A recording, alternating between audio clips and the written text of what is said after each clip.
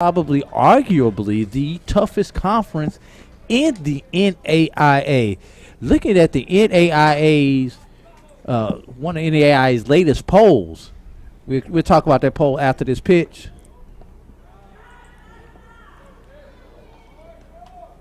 Yeah, you're talking about a good poll there, top 25. I had a chance to catch that poll last week, or excuse me, this past Tuesday when it came out. Tennessee Westland still sitting at the top. They were your most recent NAIA national champions in 2019. But they play in the same conference Florida Memorial plays in the same conference as the other teams that are ranked in the top 25. Southeastern, talk about Weber International, talk about St. Thomas University. These are some really good teams that Florida Memorial plays on a weekly basis. Yes, definitely. There's a shot right there. That's going to get to the wall. No, great job there by the left fielder right there, Austin Stambaugh.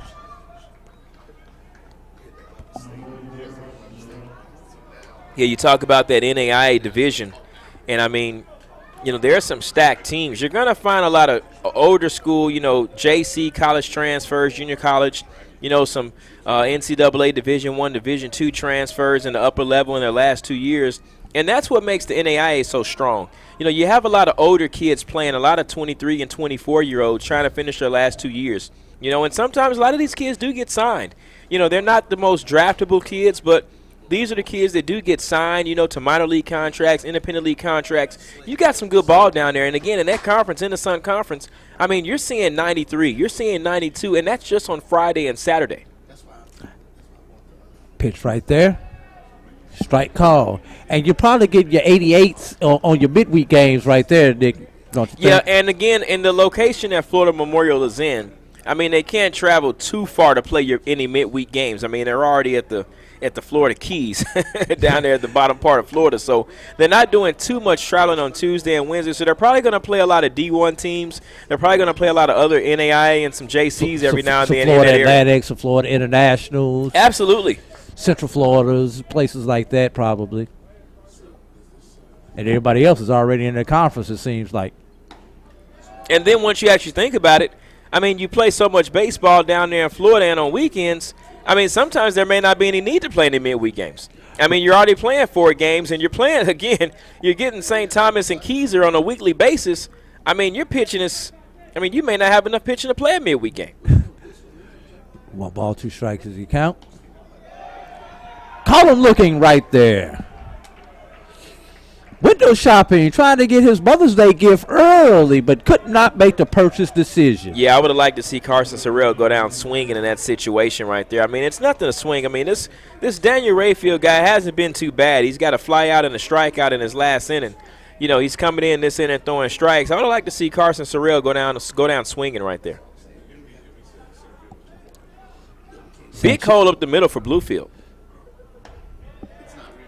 It's interesting to see the difference in the analytics for these two teams. Bluefield has pretty much given up that middle to a lot of the batters for Florida Memorial, challenging them to hit the ball up the middle. As opposed to Florida Memorial is giving up that right side. Exactly. Playing pretty much everybody to pull on the infield. Right. 2 strikes to the batter. Sanchez looking to get something started. 2-out rally time for Florida Memorial. I look at baseball often as a game of chances, You just kind of play the percentages in a game like baseball, You play the analytics, you play the outfield range, you play the pitching game. That's right field. It's foul territory. Oh, by the by. Ooh! Oh! Did not see that wall right there. Give that man a hand right there. Here we go. We're going back to watch that. Let's take a look at the replay here. It was a fly ball to the right side. And as you see the first baseman there, his name is Kevin Moxie. He goes to the wall. Now, what he has to do next time is when he feels that dirt, he has to feel the warning track. So he has to start slowing down his steps. But sometimes you can't practice it. I'm not sure if Bluefield plays on the field with a warning track or whatever it may be. But when you feel that dirt, you have to be able to slow down your steps and feel for that wall. That's a drill that most teams do in practice every day. Now, Bluefield plays in a former minor league stadium. Don't know the name of it, but I know that's been their home field. Well, it up may in be West their Virginia. home field, but you got to wonder, do they practice there? You know, sometimes that plays a difference. You know, if this was my home field, if we played here at the Riverwalk Stadium, but we don't practice here, doesn't really help out as much as you think it does. Almost you know like what I mean? a road game. Right. It's almost like a road game, yes. Just road game where you're familiar with the locker room. Swing and a miss right there. Ball's in the dirt. He's got to throw down to complete the strikeout, and he does. We head to the bottom of the fourth inning. Bluefield State leads Florida Memorial 3-2. You're watching the Black College World Series right here on the Black College Sports Network. For 200 years, Montgomery, Alabama has been making history by people who had the courage to stand up for change. Today, this riverfront city has been reborn, embracing the past and looking forward to the future. From the National Memorial for Peace and Justice to the stage of the Alabama Shakespeare Festival, this is where history was and is made. We are proud to call Montgomery home, and together, we can be the change. It's never too early to plant the seed, to share the tradition, and instill a sense of pride in your HBCU with your little ones.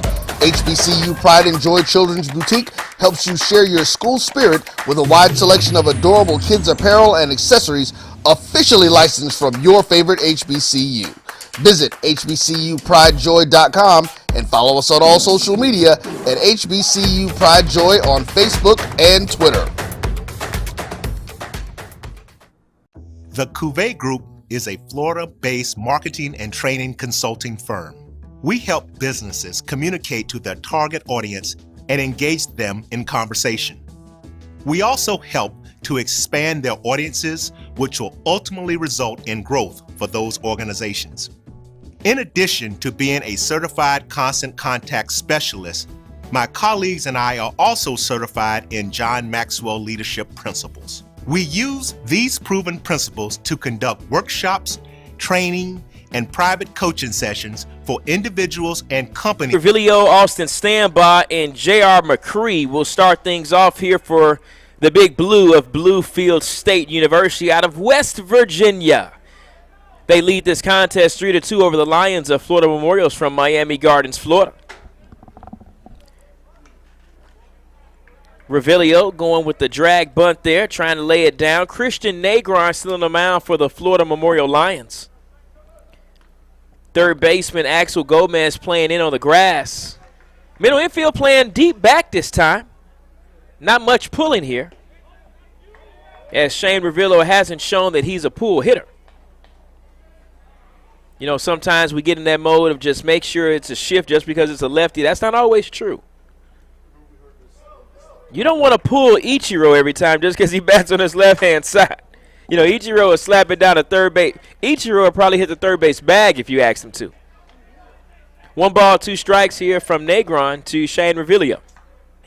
The pitch. Swing and a miss. Strike 3.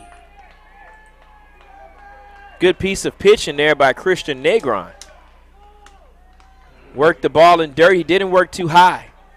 As Florida Memorial still has action down in the bullpen, this may be a good situation to put a new pitcher in.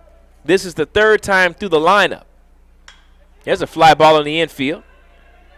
Manuel giving chase. First baseman right there. Luis Rivera makes the catch. After 3 for scoring at home.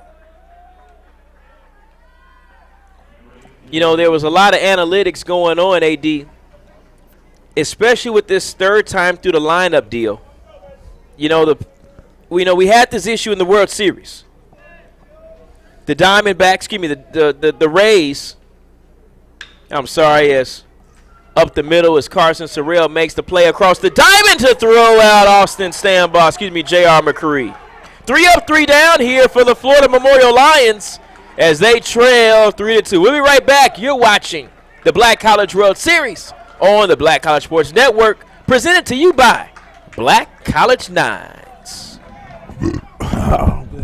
He's looking to take things to the next level. Contact us to schedule a free consultation. Issues today, don't delay, call Cuvée. Follow the Black College Sports Network and all of our shows on YouTube. You can find us at MyJBN Online and on all social media at MyBCSN1. This is Brian Fulford. AD Drew and I are co-hosts of the BCSN Sports Wrap. We talk about all things related to HBCU athletics. From the games, teams, coaches, and fan interest stories, we cover it all. You can find our shows on Facebook at BCSN Sports Wrap, YouTube at MyJBN Online, and everywhere you listen to podcasts like Anchor, Spotify, Google, and Apple Podcasts. You can also find the show on the Jericho Broadcast Network's app. Make sure to download. We look forward to you joining the conversation and being a part of the show. Riverwalk Stadium, Montgomery, Alabama, home of the Montgomery Biscuits. It's the Black College World Series presented by Black College Nines. You know, Nick, you made a reference in that last half inning, and I want to go back to the first reference you made. You talked about Ichiro. Yep. You know, a lot of people do not know between his Japanese baseball and Major League Baseball, he has more hits than any player recorded as of right now. Absolutely.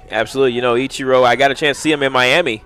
You know, I didn't tell Mr. Coker that when I talked to him last game, but, you know, I've never got a chance to see Ichiro at bat or play until I, you know, went to Miami and checked out a Marlins game, you know, when he was playing with the Rays when he was playing with the Marlins that one year. As we've got I guess that was a warm-up ball. Yeah. The pitcher had going back to the kind of wound up to the backstop, and everybody forgot about it. Yeah, and you just want to be safety. You know, a fly ball back to the net. You don't want your catcher slipping on anything, you know. Strike called right there. Or even worse, ball get down there. You got two balls down in the same area. First ball I pick up is the one I'm throwing. I don't know if that's a game ball or not. Absolutely. Ground ball, first base. No! First baseman's head. Over Moxie's head. He makes the hard turn. You know, that was almost a case where McCree could have thrown behind him and possibly gotten Javier. I was just going to mention that. You know, I would have liked to see McCree possibly make a throw on Javier. But nevertheless, I mean, you don't want to throw behind a runner too many times. And, you know, if that ball gets past if the ball gets past Rivera, then, you know, obviously, then, you know, he takes second base on that, which you really don't want. First baseman Kevin Moxie is kind of like – it's interesting that he wears number 6. Number 6 was the number of Steve Garvey, if I remember correctly, when he Steve played Garvey at L.A., and there's a bunt right there. Beautiful bunt. He might get on right there. Great play right there. I believe that was the pitcher who fielded that ball. It was the catcher. That was the catcher. And I want to Okay. mention, you know, great job there by the catcher, you know, Roman Moore. When he picked up that ball, he didn't pat. He knew how much time he had. He had to get rid of it really quick. So when he dropped down to make his throw, he was already in his motion going over to first base, and he didn't make it off balance. He made it with balance. And that's what I like to see more catchers do. You don't have to pat your mitt 3 times. You don't have to pat your glove 2 times. I hate that. This is HBCU baseball. The runner's a little faster. You got to make sure you get your ball out quick. Luis Rivera at the plate. Strike call right there. I was talking about Steve Garvey, and ironically that Moxie wears number 6 because I'm 5'10", and down on the field yesterday during the home run derby, I towered over Moxie there, and wow. Steve Garvey was about, 5'6", playing baseball, 5'8". Yep. I won't say towered, but I did stand over him. You know, Jose Altuve, man, you know, I've got a chance to see him play a couple of times, and just the way he swings and the way he hits that ball, you know, you really understand that baseball, it's not about your size. You know, it's about the way that you play the game. You know, it's about your swing, it's about your defense, you know, it's about your arm, it's about your strength, you know. The pitch here. That ball's in the dirt. Going to have a play at third base. He might be out. Oh, he got in under the tag. I don't like that call there by the umpire. Nevertheless, he's the umpire, not me. But really good job there by Roman Moore to get the ball out again. He's had some really good plays back there at the catcher position. You know, really good job by Tanner Brandon, but even better job there by the runner and Roshardy Javier to get over to that bag after he noticed the ball in dirt. Have to credit that with a wild pitch right there.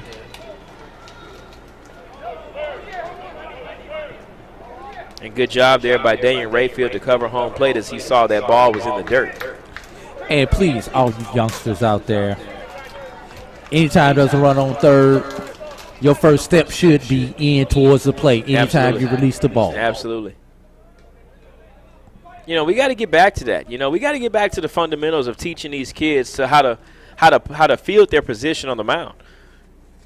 Pitching is just not a position where you release the ball and, you know, wait for the batter to swing or miss, you know. Greg Maddux was a gold glove pitcher. You know, Greg Maddux was able to field his position plenty of times. Now, here's the question. You would know this better than me as we get ready for this payoff pitch. I'll come back to it after this payoff pitch. Ball 4.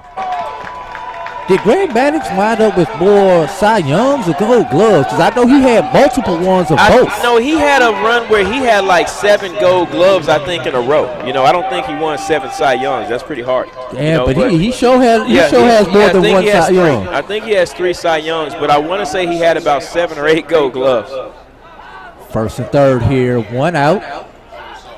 Junior Sanchez is your batter. Did he go? He may have went on that. I check it. He's checking. Well, first of all, we have got to get away from the second base umpire checking the check swings. You cannot see that swing. That has to be the umpire at third base line or the first base line when you're checking swings. I don't like the umpire at second checking that swing. And I'm going to talk about that after this pitch.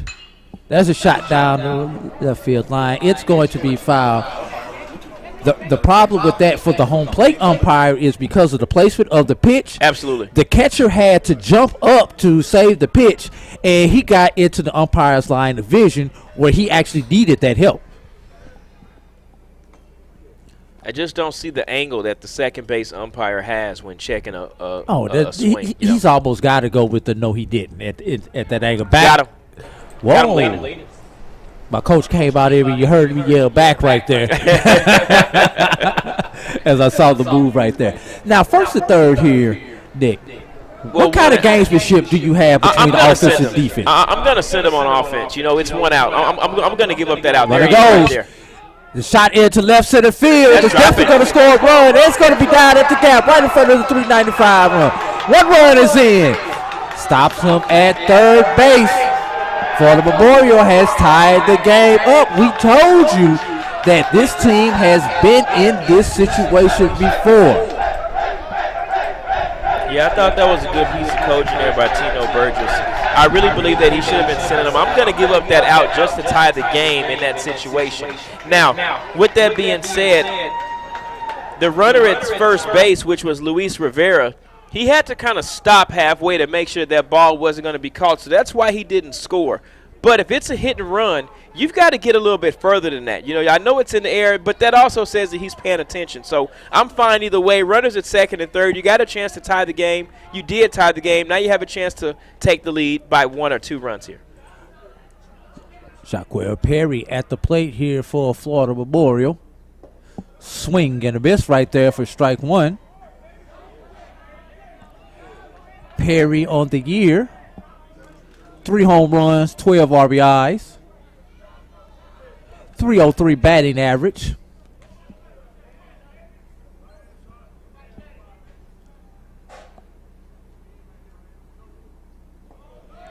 Swing and a miss right there for strike 2.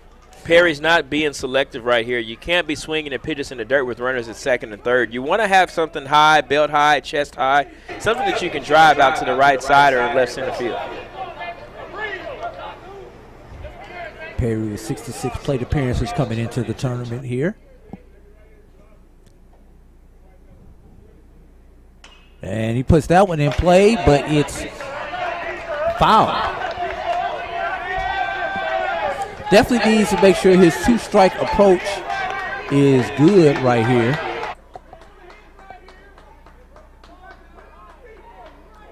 No balls, 2 strikes, 1 out. 2 ducks on the pond, as they call them.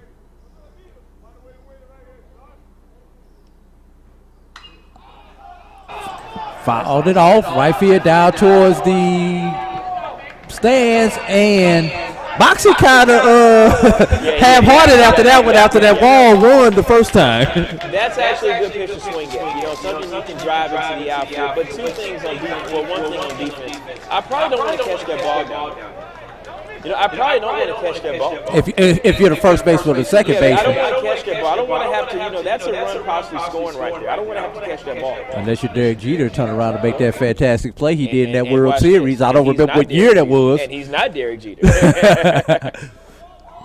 Great job right there by Moore. Curveball was into the other's batter's box. When Jeter got the bloody lip? Is that the one when he came out bloody into the stands, third base side? And turned around and threw, I can't remember who it was, but he threw him out at the plate. That was a really awesome play. Yes. Awesome. Like I said, I don't remember which one of those Yankee World Series it was, but swinging at a miss right there. Big strikeout there. That just wasn't a good AB for Jaquil Perry. You know, I think he was a little bit too anxious up there trying to score those runs. You know, before that he struck out as well. So 2 strikeouts for him today. I think he's a little bit too anxious up there in the box. Jalen Young at the plate looking now for a 2-out RBI opportunity here for Florida Memorial. First pitch is a strike. Young's batting .262 on the season. Has 11 RBIs. One of those RBIs was an over-the-fence home run for himself. Fouls. Catches the catcher right there. You know, it's one of those. They called them the tools of ignorance. You got to be a special kind of person to play back there, especially at this level. We won't call them ignorant. We just call them the tools of ignorance. The tools of ignorance. There we go. Yes. Never will call somebody's child ignorant. That's right there, and that's an easy one right there to the shortstop. Cooper makes the play, gets Bluefield out of the jam, but not before Florida Memorial is able to tie this score up. 5.5 complete. You're watching the Black College World Series right here on the BCSN. Shot to third base. Great stab right there by Armstrong. And Jones across the diamond to get him out right there. What a play there by Armstrong. Hey, look, and you can see Arias giving some love to Armstrong with the head nod, but that was a great play. Watch the replay there. What I noticed first, Drew, is the minute Armstrong took off, he led with his glove out. He had his glove out ready so that by the time For 200 years, Montgomery, Alabama has been making history by people who had the courage to stand up for change. Today, this riverfront city has been reborn, embracing the past and looking forward to the future. From the National Memorial for Peace and Justice to the stage of the Alabama Shakespeare Festival, this is where history was and is made. We are proud to call Montgomery home, and together, we can be the change.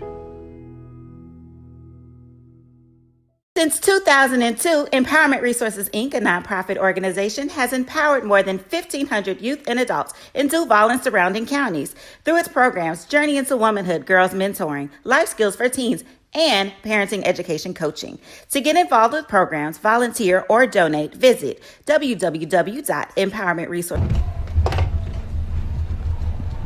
We're into the bottom of the 5th inning, and Nick, we still have no advantage one way or the other. We're tied at 3. We're not at 3.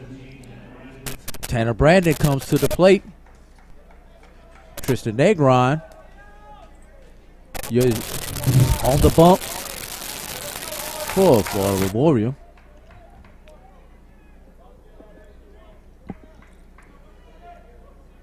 Negron's pitching into the 5th inning here. That one, I think that one got away from him. Don't think he was trying to throw that one as far inside as that came.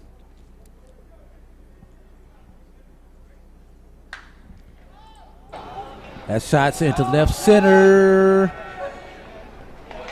And hauled in by Sanchez for the first out.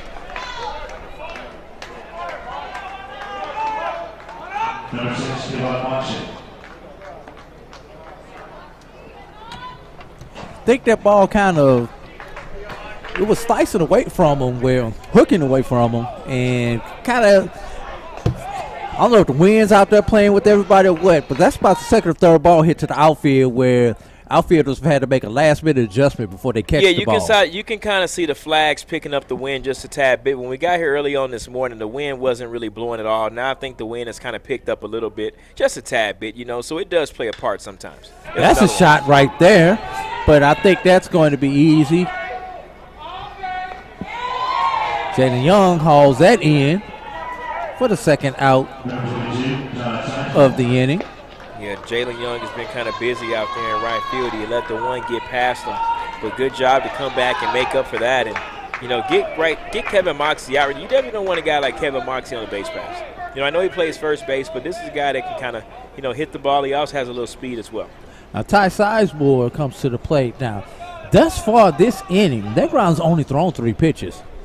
Do you think that's the reason why we've got this time call by Bluefield State? Yeah, he's definitely going to tell Ty Sizemore, look, we need to wait back a little bit. You don't want this pitcher to get out of here in 4 pitches. Yeah. You don't. I mean, not 4 pitches. Maybe 5, but definitely not 4. That's almost like 3. Shadows have almost completely passed the pitcher, where the pitcher and the batter are both in the shadows. Oh wow, he did. Wow, swing. he is swinging, and looks like that was going to fall out of play though. But Coach probably told him about the swing. But Coach, it looks so good. But Coach Price was about Real House. Now, we look out here. The Shadows have pretty much gone. The advantage is not there anymore. Yeah.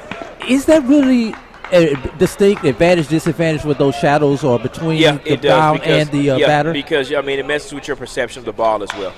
You're down there and you may be playing second base or you're playing third. See where third base is? It's kind of like in the shadows, but it's also not. It's the way you perceive that fly ball when it comes to you. And you got to be able to shield that sun. So on a ground ball, it's probably not going to be as big of a not as effective on a ground ball, but the pops up definitely are.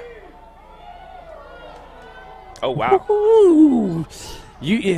There were actually 10 people who started towards that dugout, including the batter. The umpire's arm just got lockjaw in his arm. The umpire says in the state of Alabama that's not a strike, and we have to respect that. Now, maybe every other state it is, but not Alabama. That one was right there. And there's the makeup call. There we go. That's what it is. I wouldn't take that again if I was you, young fella, but he did. It's official here in Montgomery, Alabama. Problem is, we're tied. We're tied at 3. You're watching the Black College World Series right here on the BCSN.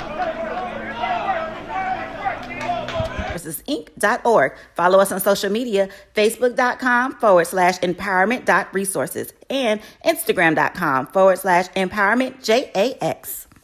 It was a monumental game for A&M and Tampa. It was a monumental game. Somebody had to lose, and thank God it was them this time. We knew it was going to be a battle. Look at Jake Avis' record.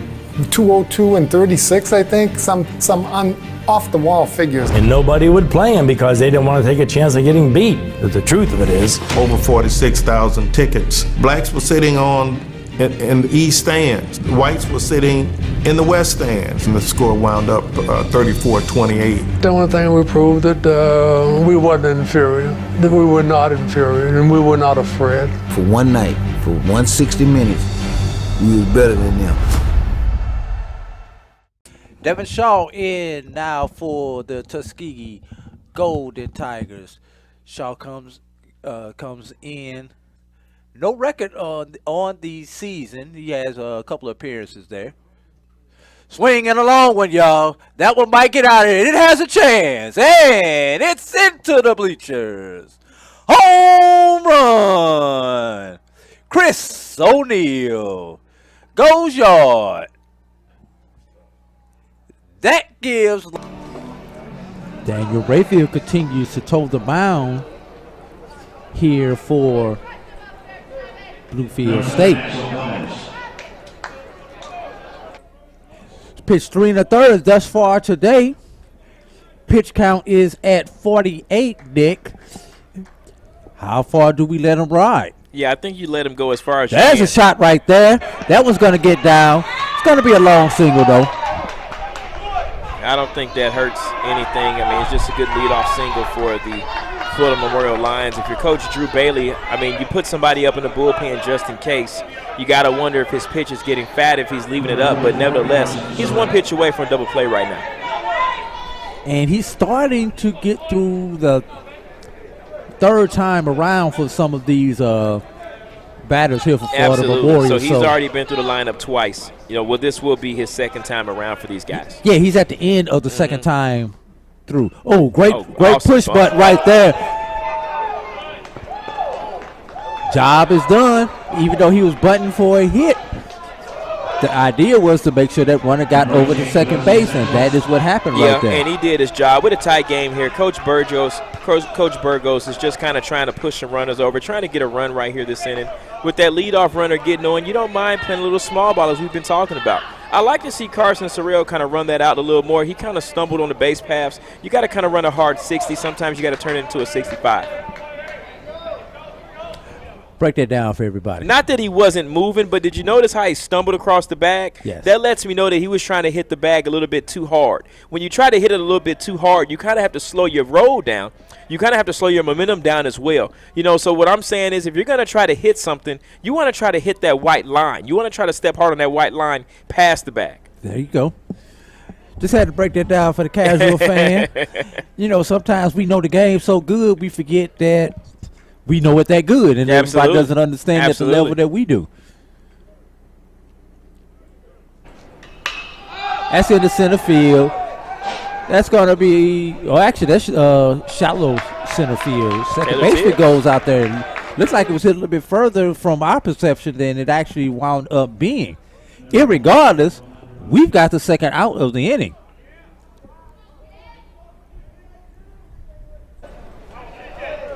Yeah, and they're going to sit down the bullpen with 2 outs here. And that's what I'm saying. He got into a little trouble to start the inning, but, he worked out the jam. Actually, Florida Memorial helped him out with a sacrifice bunt there. They gave him an out. Then on top of that, a fly ball to the second baseman. Now he's 1 pitch away from getting out of the inning. Not only is he 1 pitch away, but he only threw 2 pitches to the first 2 batters and 3 pitches. He may have only thrown 4 pitches this inning himself. Hey, that's why you give pitchers go 5, 6, 7 innings in relief. Efficiency. Absolutely. Efficiency. Absolutely. Javier is your batter. Checks his swing right there. 2 balls is the count. Javier, 1 for 1 on the day, 3 plate appearances. Has a walk and a HBP, if I do remember correctly. Yeah, he led off the game with a hit by pitch. That's the only reason I remember that. Yeah, led off the game with a hit by pitch. Winner advances to tomorrow's World Series. Ooh, headshot. You got to get out the way of that. Bryce Harper got hit the other night, with a 93 miles per hour fastball. And Joe Girardi actually got kicked out the game. So, I mean, you want to kind of protect your hitters out here if you're Coach Burgos. You can't let the opposing team hit your batter too many times. You got to talk to the ump about it. It's a safety issue. It's a safety issue at the end of the day. Well, according to the gun, that was a 39-mile-an-hour fastball, but we all know that's incorrect. Strike call right there. 3 balls, 1 strike. Gonna have to bring out our pocket radar soon. There you go. Are we taking right here, or do you give him the green light if he likes it? I think you give him the green light. It's a tie game. You want to take what you can get right here. You want to score that runner. If it's something good you can drive, go ahead and swing for it. Put it in play. If not, wait for the next one because you got one more opportunity. See, yeah, you don't want to swing at that. No, definitely not. 2 on, 2 out. Maybe if you were down maybe 1 or 2, maybe if you were down 1 or 2 runs and you wanted to try to get some base runners, but you just need one. You're 1 pitch away from taking the lead here. And doesn't look like Rayfield is going to throw that 1 pitch, though. Did he call? Did he make the call for the pitcher? Well, he's walking out, and he made the look down there like, are you ready?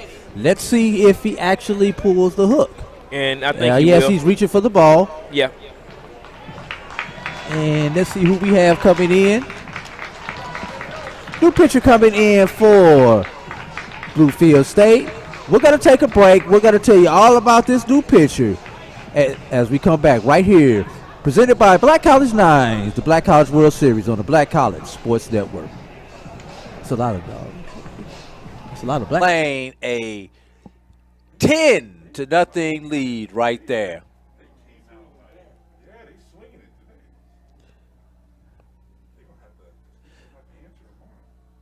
Lane College Dragons have put up a 10 spot on Tuskegee thus far. And Tuskegee. Have you had your Earthblend coffee today?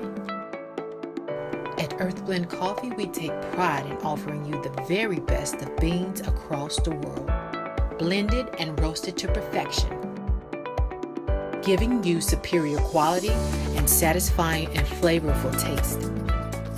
Experience the world in one cup with Earthblend Coffee.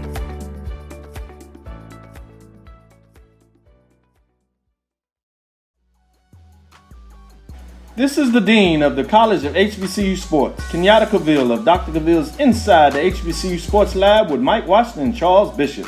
Come mix it up in the lab where the course lecture is in session every Tuesday from 6 o'clock p.m. Central Standard Time on Facebook Live, YouTube Spreaker, or the BCSN app, as we discuss all things about the HBCU sports culture, including exploring the week that was in the sporting HBCU diaspora, as well as the upcoming week of HBCU sports. With me, the Dean, the College of HBCU Sports, on Dr. Cavill's Inside the HBCU Sports Lab. New pitcher in the game, Kendrick Mendez, comes in 2 on, 2 out here in the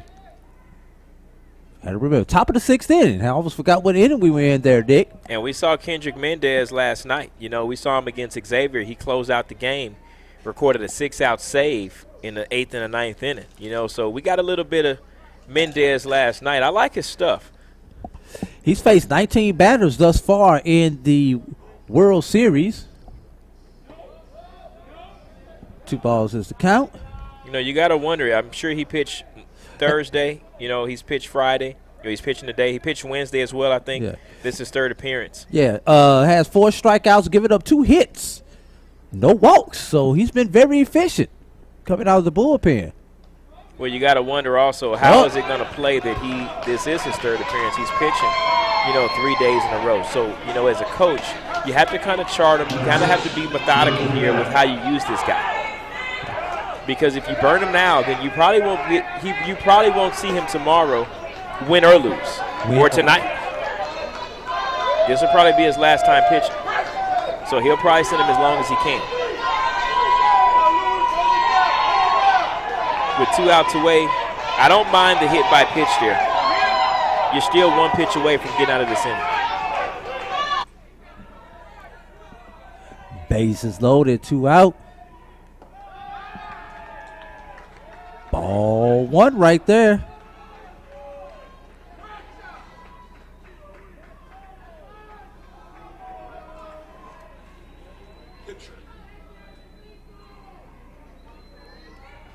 Let's see if Mendez can get a ground ball or a fly ball here. I mean, Luis Rivera not having a great day. But you got to at least throw a strike there, buddy. That's ball 6, ball 5, because got 2 balls and then you hit the batter on the 3rd one in the last to the last batter. So he's definitely not as efficient as he's been the last 2 appearances that he's had here. Hitters count right here.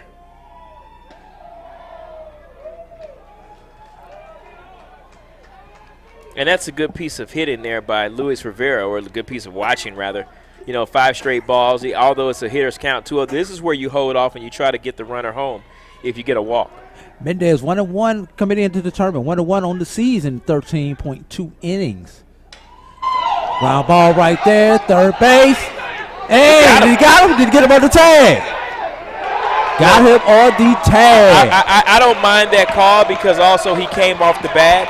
With that being said, he would have had him anyway. Good job there by Tanner Brandon. 3-3 your score here. You're watching the Black College World Series on the Black College Sports Network, presented by the Black College Nines. Mike Washington and Charles Bishop. Course lecture dismissed. For 200 years, Montgomery, Alabama has been making history by people who had the courage to stand up for change. Today, this riverfront city has been reborn, embracing the past and looking forward to the future. From the National Memorial for Peace and Justice to the stage of the Alabama Shakespeare Festival, this is where history was and is made.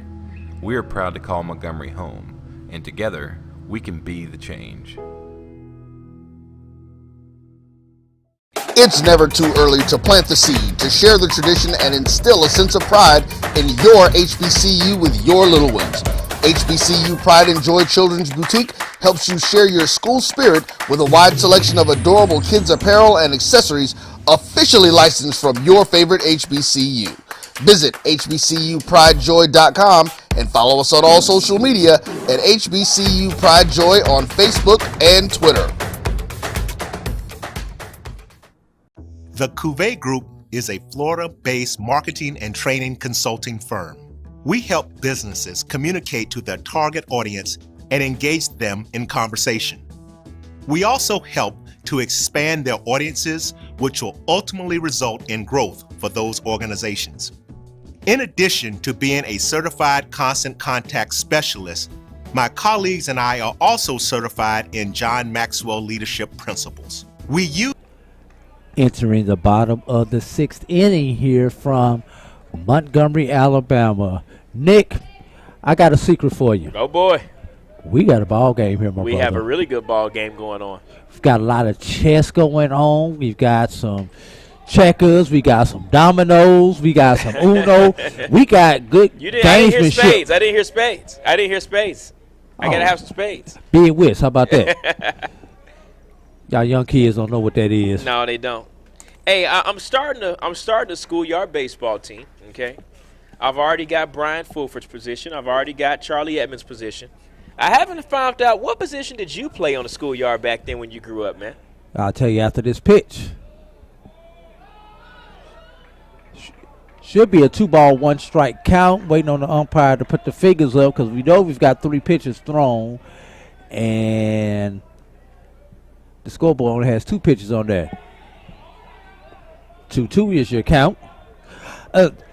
When I played catcher by default because I was a stupid kid, and I could call myself stupid. Right. You just don't call me stupid. When our catcher got hurt, I said, I'll go back there. Yeah, you were stupid. And guess what? Guess what happened the rest of the season? What? I was the backup catcher the rest of the season, but the backup catcher started a lot of games. That's all I'm gonna say. But my natural position was center field, but I played a lot of ball 4 right there. Now, Brian Fulford said he was more of a second-round draft pick type guy. Charlie Edmonds was took in the last round. Where were you in the pickup? Were you a first pick, second pick, third pick type guy, or did you get picked up last on the schoolyard?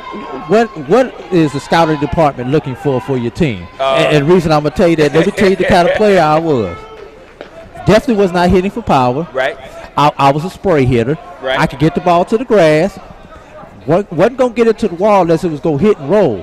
But if I hit those gaps, I'm gonna be on third base. You're more of a fourth rounder. Yes. You're more of a fourth rounder. There you go. Bunting is foul. You're more of a fourth rounder. No, but if I got on, I was gonna steal a base for you. I need that. Yes. I was the quintessential Edmonds is gonna leadoff play hitter. center field. Brian is gonna play first base. I can go to left. I'll put you behind the short. dish. I need you behind the dish. No. I'll put you behind the dish. Not with these knees. Not these knees and this back at this age. You better put me at short or first. Brian's gonna play first. Okay. I don't want to put him in third. I go to second. He can't move like he used to. None of us can. Runner goes. Hit and run was on. Ball was fouled away. It's true story here, Nick. The league team that I played on. I was leading the team in stolen bases. Okay. My best friend at that time, Lord rest his soul, he passed away due to COVID earlier this year, was number 2 on the team in stolen bases. We had the last game of the season. 1 ball, 2 strikes is your count. For some reason, my coach drops me down to the number 5 spot because I was hot. Wow. Puts me in the RBI situation. But he bats my friend at leadoff. Guess who wins his team stolen base title? Him, because he got on base before you did. There you go. Shot to center field. Easy out right there. And it wasn't because I didn't get on base. It was because there was somebody always in front of me every time I got on base. Right. And you can't, the base is used. I couldn't go because there was always a runner in front of me. So he took me by one. I didn't steal the base that entire game. So while you guys are playing all your positions, I'm going to pitch. Okay. I'm going to pitch. You can have it. You know, I'm going to get Roy's position soon. We're going to get Roy's position soon. We're going to find a position for him. He looks more of a catcher.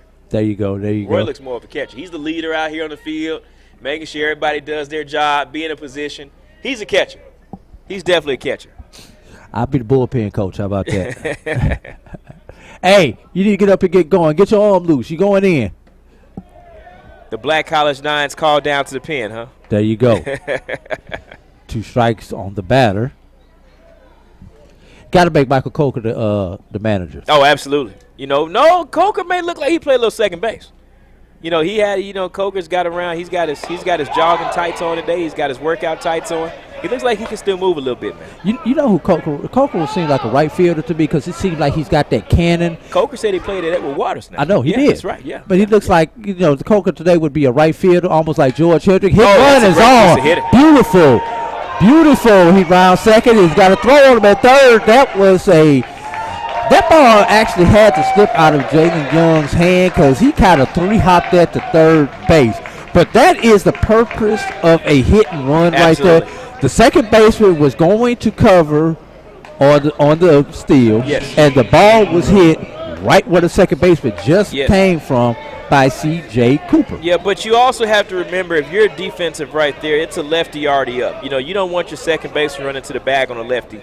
I mean, you do play that to pull right there, so I'm not sure why he was trying to cover the bag. There's the runner. Got a straight steal. Safe.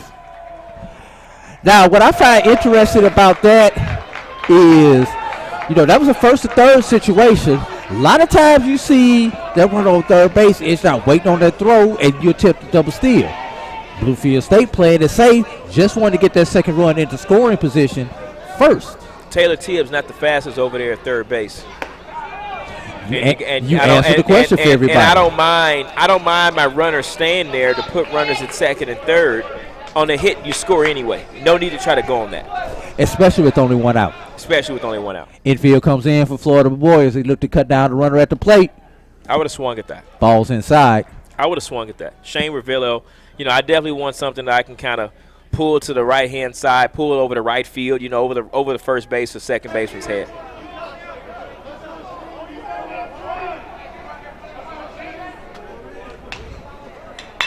There's a shot right there to shortstop. That's through the hole. 1 run and score. We're going to have a play at the plate, everybody.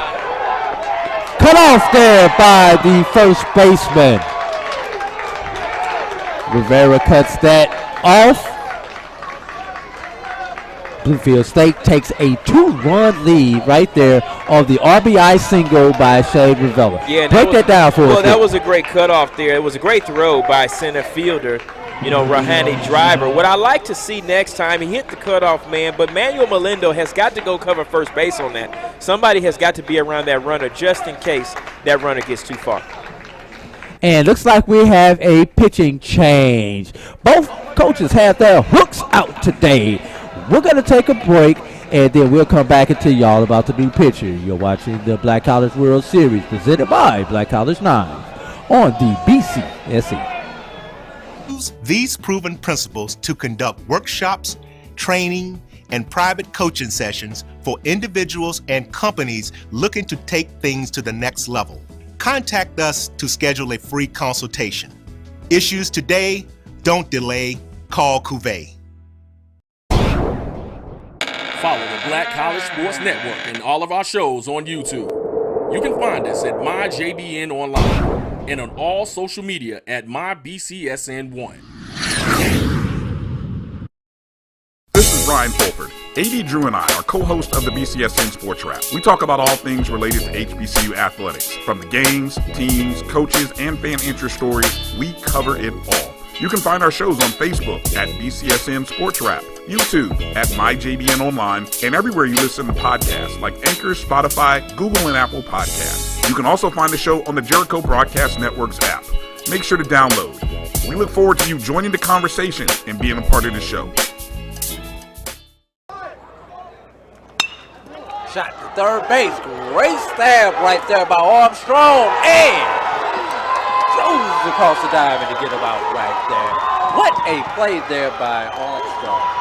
Hey, look, and you can see Arias giving some love to Armstrong with the head nod, but that was a great play. Watch the replay there. What I noticed first, Drew, is the minute Armstrong took off, he led with his glove out. He had his glove out ready so that by the time... For 200 years, Montgomery, Alabama has been making history. Ramon Garcia comes in to try to stop the bleeding here for Florida Memorial. Garcia on the season coming into the Black College World Series, 6.59 ERA, 0-3 on the season, appeared in 13 games. One of them was a start, has 28 2/3 innings pitched. I mean, it looks like he eats up a lot of innings. You know, he's definitely looked like he can, come in and stop some bleeding right now. This is Garcia's first appearance here in the World Series. Running on first is Shane Ravello, has a comfortable lead. We'll talk about those leads. We've got courtesy lead. We've got a comfortable lead. And then we're secondary lead. Yeah, we got an aggressive lead. Yeah. So just to kind of break it down, as I start saying, the runner goes, pitches outside, throw, he is safe. Not a bad throw from Jose Sanchez. Especially considering where he caught that ball. Out the dirt, that's right. Yes. If that pitch is anywhere close where he doesn't have to backhand it and step to catch that ball, he may have had a chance with that strong arm right there. So I think we got our team. I think we got a schoolyard team. I'm on the mound. You're catching. Brian Fulmer's playing first base. Charlie's in the outfield. And Roy Mitchell says he plays second base. I think we're good.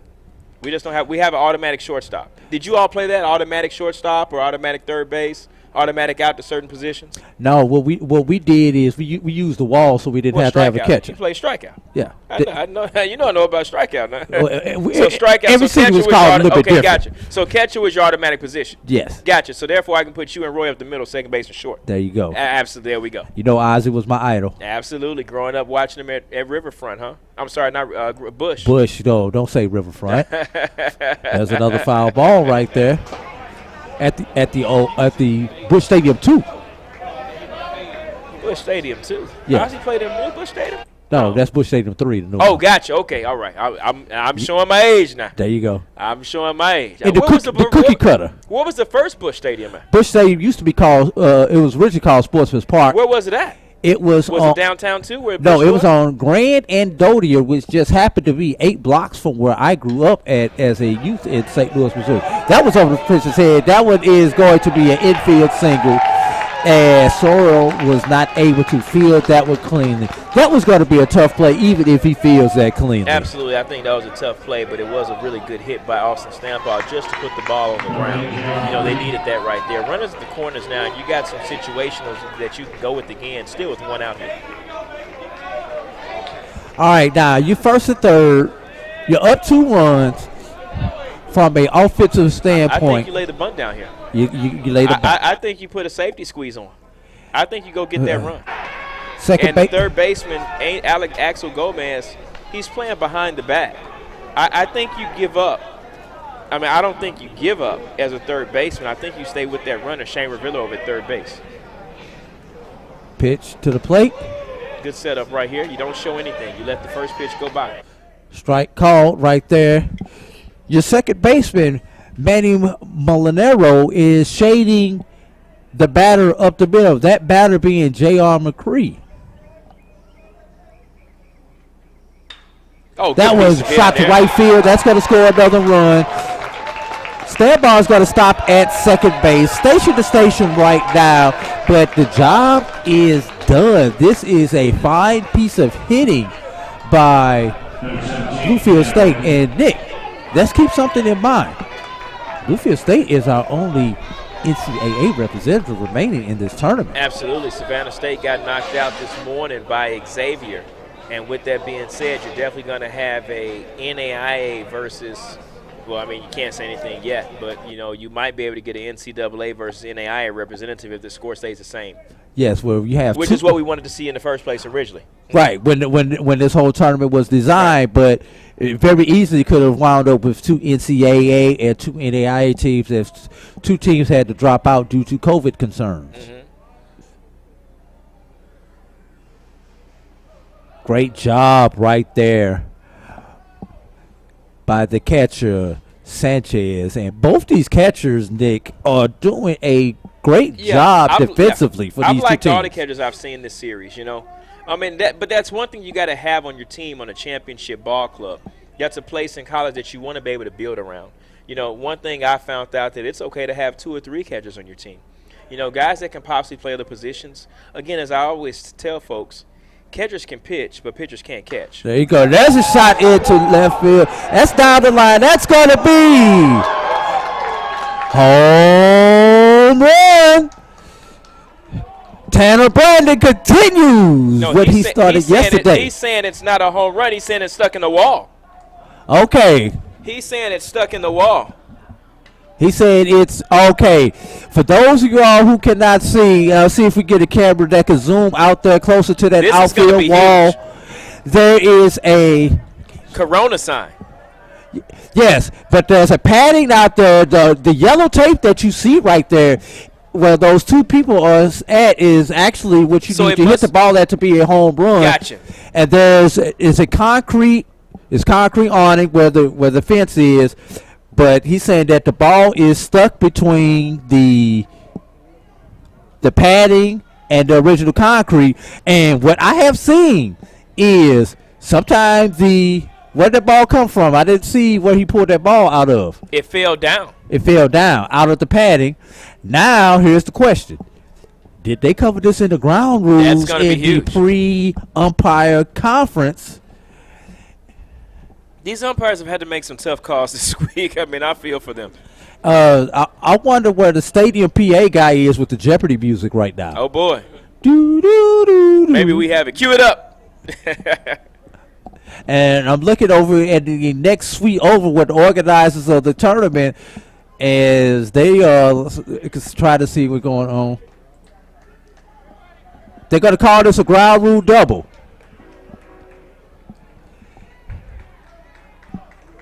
And that's the right call. Yes. To the naked eye, that looked like a home run. You know, sure did. 9 times out of 10, when you see the ball disappear and it's going towards the fence, it's a home run. Home run. Ground rule double. 1 run scored. The runner at Austin Stanbach comes around to score. McCree ends up on 3rd. Brandon ends up on 2nd with the ground rule double. Thank you for the summary. The RBI double. Yeah, Kevin Moxie to the plate. Yeah, 7-3 is our score. 1 ball to the batter. Moxie looks to add to the count for Bluefield State, looking to pick up an RBI or 2. Only has 1 RBI thus far in the World Series. Yeah, I'm not happy with his at-bats today and also last night. Moxie struck out 3 times last night, as we saw. You know, I was hoping to see Moxie a little bit more patient at the plate after being in that home run derby. You know, maybe that had something to do with it, maybe some mental. You know, but Moxie is really not himself. Well, that's another P word that would describe what's happening with Moxie right now. I think that's called pressing. Looks like he's pressing himself. Puts the stop sign up, tells McCree, nah, brother.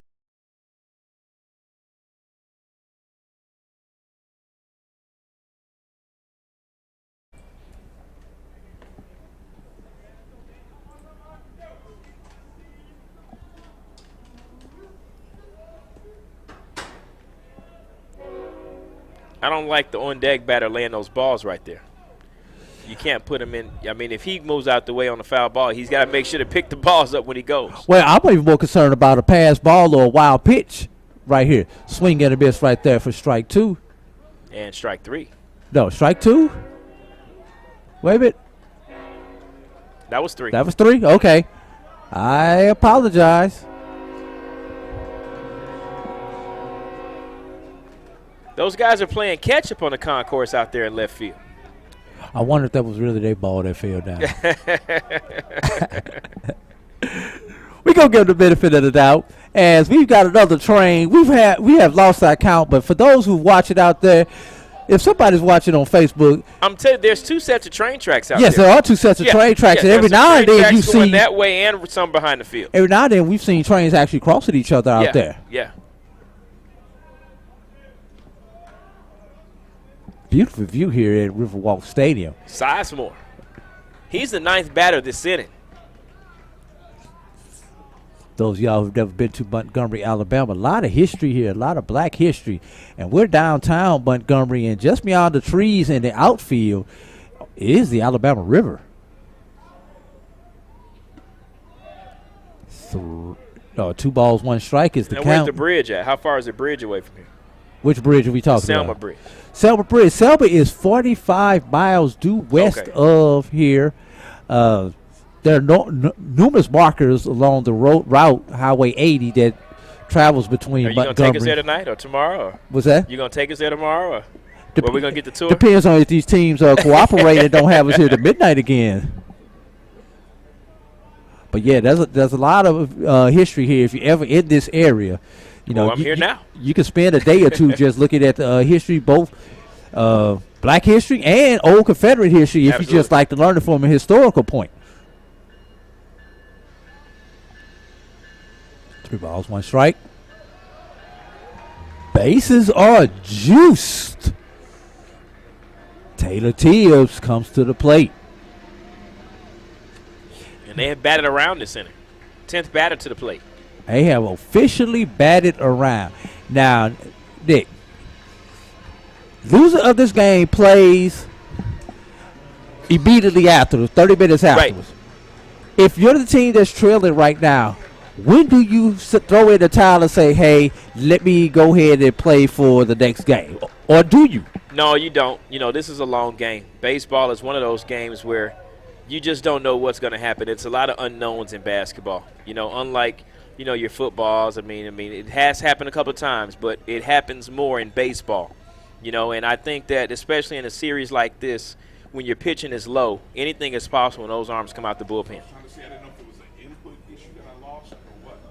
I think if you're Florida Memorial, you try to get back on offense. You're already in the bullpen of the Bluefield State Big Blue.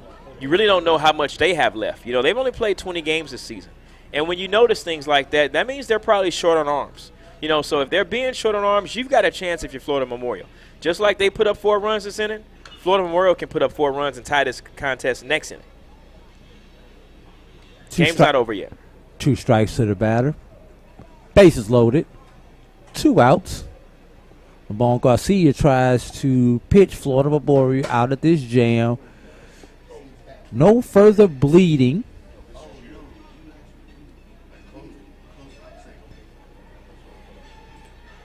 Florida Memorial with 3 more opportunities after this half inning to try to make up the difference. And that's a lot of time, especially the way baseball has been played here this weekend. Runs have been put up. Shot to third base. Tag the bag. And he is going to go over and tag the bag as Tanner Brandon did not realize that he had to run on that play. Irregardless of all of that. Bluefield State picks up 4 runs. 2 runs. Extend the lead right there. As we head to the top of the 7th inning. Bluefield State 7, Florida Memorial 3. You're watching the Black College World Series right here on the BCSN. For 200 years, Montgomery, Alabama has been making history by people who had the courage to stand up for change. Today, this riverfront city has been reborn, embracing the past and looking forward to the future. From the National Memorial for Peace and Justice to the stage of the Alabama Shakespeare Festival, this is where history was and is made. We are proud to call Montgomery home, and together we can be the change. Since 2002, Empowerment Resources, Inc., a nonprofit organization, has empowered more than 1,500 youth and adults in Duval and surrounding counties through its programs Journey into Womanhood, Girls Mentoring, Life Skills for Teens, and Parenting Education Coaching. To get involved with programs, volunteer, or donate, visit www.empowermentresourcesinc.org. Follow us on social media, facebook.com/empowerment.resources and instagram.com/empowermentJAX. It was a monumental game for A&M and Tampa. It was a monumental game. Somebody had to lose, and thank God it was them this time. We knew it was going to be a battle. Look at Jake Aves' record. 202 and 36, I think. Some off-the-wall figures. And nobody would play him because they didn't want to take a chance of getting beat. But the truth of it is, over 46,000 tickets. Blacks were sitting in the east stand. Top of the 7th inning here from Riverwalk Stadium in Montgomery, Alabama, where there's a lot of black history already in this town, and we're going to make more black history here this week. As excuse me for that pregnant pause, I was trying to see how close that ball was coming towards us. Well, my second baseman over there, I was hoping that he could kind of get to that, but I saw some of his range there. I'm going to have to teach him a couple of things there next time we go to practice.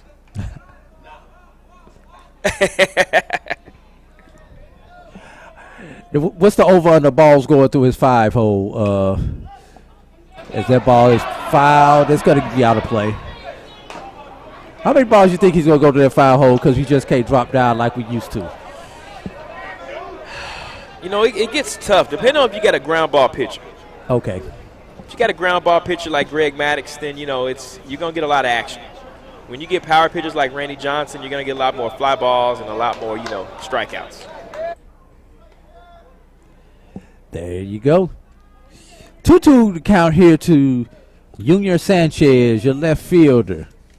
Sanchez tries to get the rally started for Florida Memorial, and he does right there with that drive up the middle.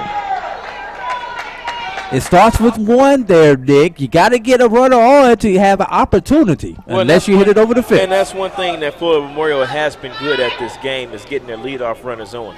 I don't look for Coach Tino to go to the small ball right here, but with this power in the lineup, it looks like, it's going to look like it's going to be a pinch hitter. Jaquil Perry is going to come out the game.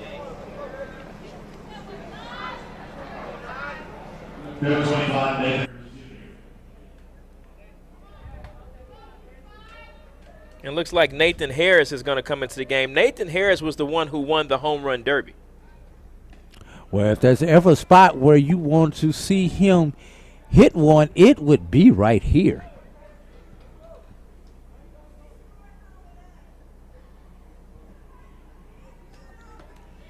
A swing and a miss.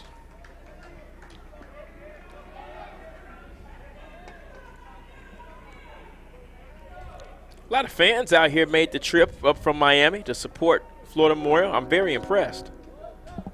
Ball in the dirt right there. 1 ball, 2 strike. Harris comes in with a 212 batting average on the season. The way he was hitting at a home run derby, I would have thought he batted over 400. Only has 1 on the season, though. But he must have some batting practice power. Hey, that's how it is. That's just like those guys in the slam dunk contest. You never see him dunk in the game. Never heard of him. But throw over. But when they get to the slam dunk contest, oh my God, we didn't realize he had a 42-inch vert. Absolutely. Defense has got to be aware right here. Ground ball would be good.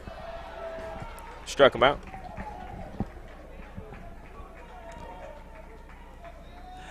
Now, Nick, I know you probably didn't come off the bench as a pinch hitter too much, but when you do come off the bench. No, I didn't. But the one time I did, I remember it was the RBI season, And we actually played the game at my home high school field. No, I think it was at Mount Carmel, actually. And I came off the bench and got a go-ahead RBI, man. I didn't come off the bench too much. I was never that guy. Not that I was that good. I got you, but you know, pitchers don't get pinch hit for too often. I mean, don't get the bat too often at all. One strike there to the batter.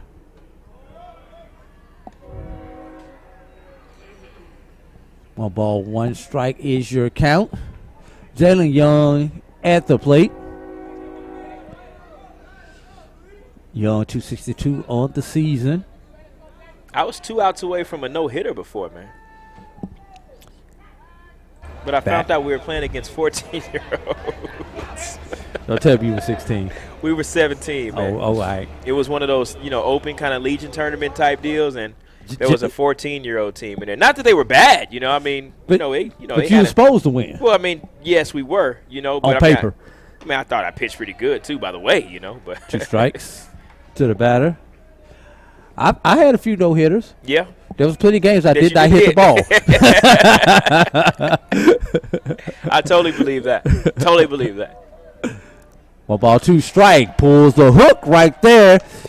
That's a 70 mile an hour. I'm going to say that was a change up right there. Yeah, it looks like a little bit of an off-speed type pitch. Looks like it had a good dip on it.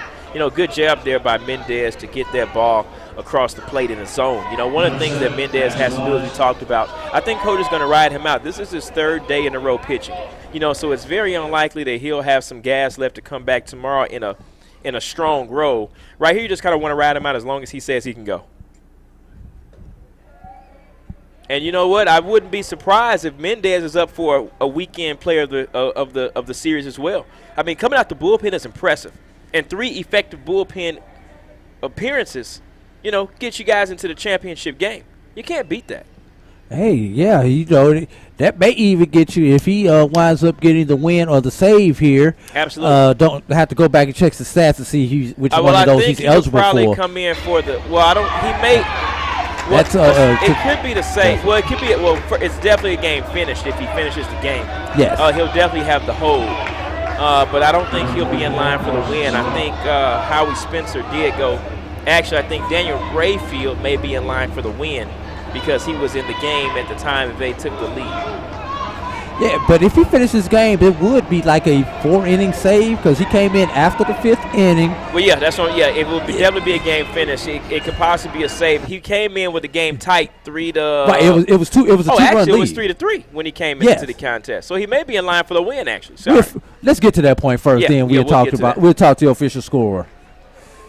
Another train passes us right here. Strike 1 to the batter.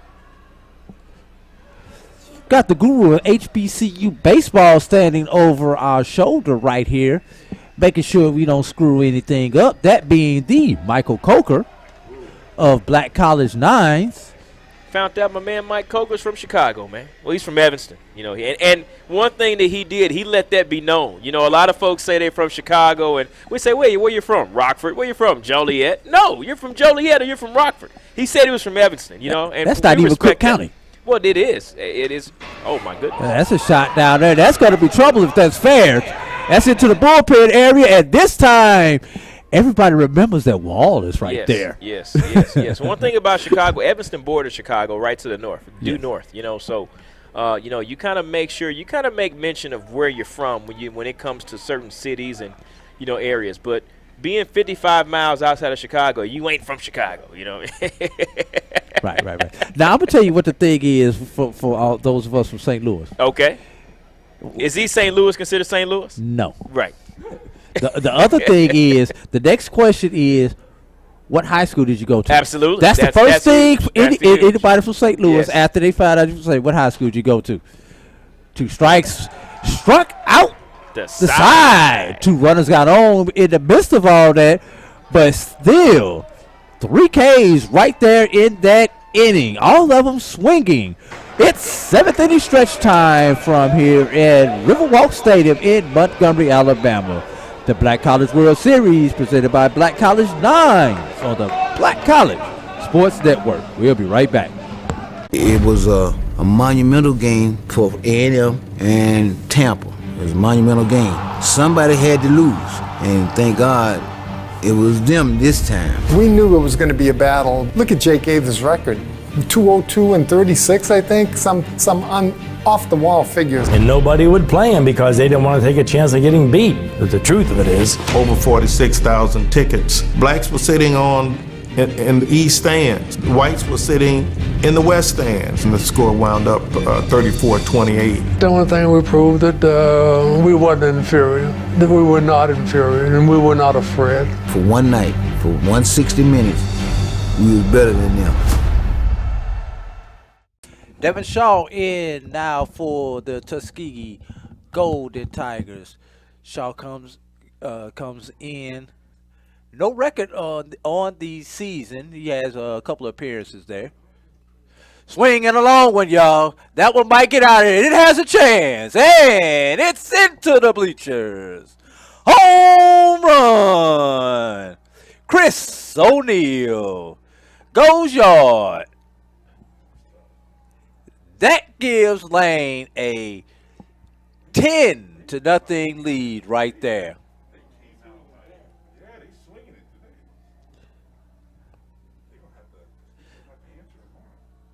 Lane College Dragons have put up a 10 spot on Tuskegee thus far. And Tuskegee.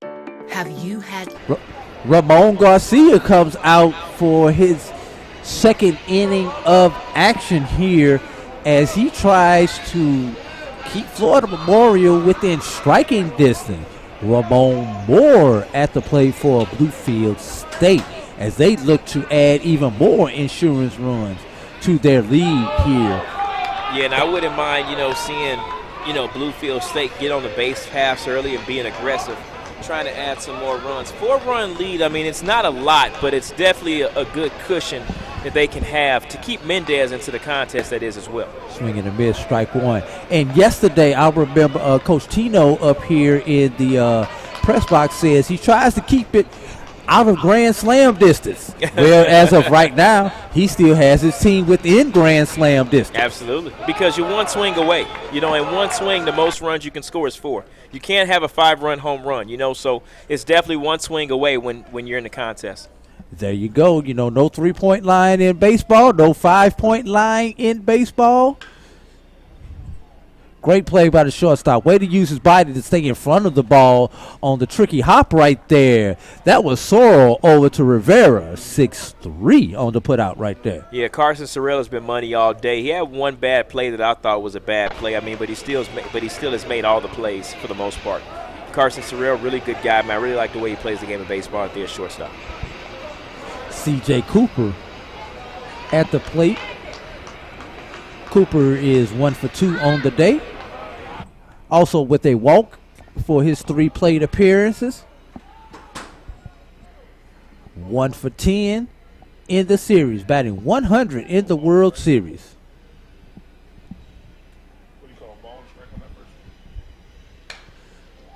That shot, seeing eye single right there, past a diving Luis Rivera. I think Rivera may have been able to take one more step before that dive right there. That ball kind of died on him. I wanted to point that out. I don't think he really took a full extension dive. I think he just kind of made an attempt for it to say he made an attempt. I really thought he could have got to that. And he needs to be playing back a little bit more. He does need to be playing even with the bag or as close as he was. With no outs, the left-handed up, especially a kid like C.J. Cooper who's been putting the ball all day. You need to almost got him right there. Sorry to cut you off there, Dick, okay. But the runner made one of those classic mistakes. He didn't wait till the pitcher was completely on the rubber as he was getting his lead, which enabled him to throw over there quick. Finish your thought, Dick. Well, again, just I think you have to be playing more back on that with the lefty up, no outs, no runners on base. You can't be playing even with the bag on that. You got to be able to give yourself some room so that you can make sure you make a clean play. Shane Ravello is your batter here. Strike is the call.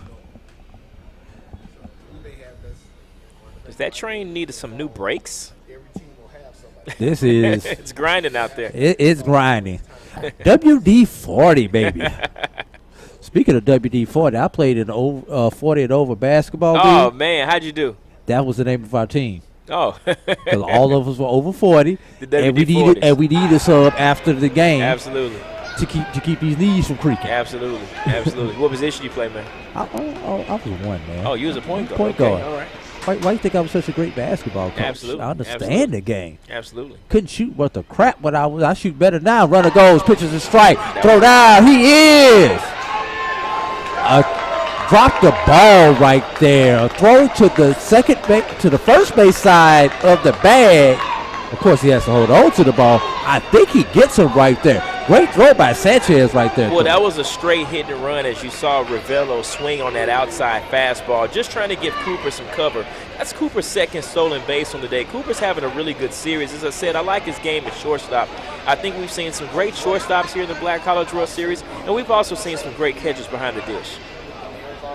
2 strikes to the batter. Ravello in the hole. The jockeying going on between the shortstop and the runner. Yeah, just the shortstop making some moves, just kind of knowing, he wants to let him know that he's thinking about him. Doesn't want Cooper to get too much of a lead. Doesn't want him to score on a hit. They definitely want a chance to make it a play at the plate. He said he has 2 steals on the day. Yeah, he stole in the last at-bat, and he just got that steal right there in this at-bat. That gives Cooper 10 steals on the season. And that ball's in the dirt. That ball goes all the way back to the backstop. He makes a turn.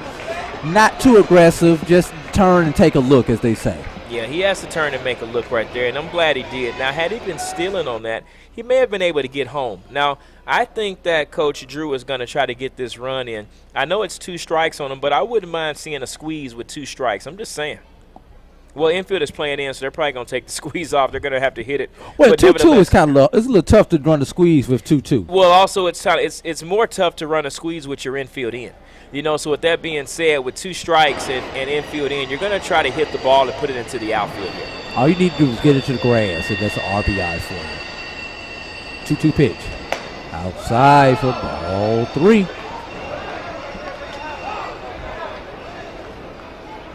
As you can tell, I'm a bunter. I'm a small ball guy. I don't mind seeing it whenever. I know it's a chance of you striking out with bunting with 2 strikes, but sometimes you got some really good bunters out there who can do it with 2. That's a shot right there. No bunt needed. That ball's down the left field line. That's going to be 2. He'll be on second base with a stand-up double. Shane Ravello waves to the Bluefield State fans in the stands, tells them hello as he extends the lead for Big Blue here. And that's going to bring Coach Tino out.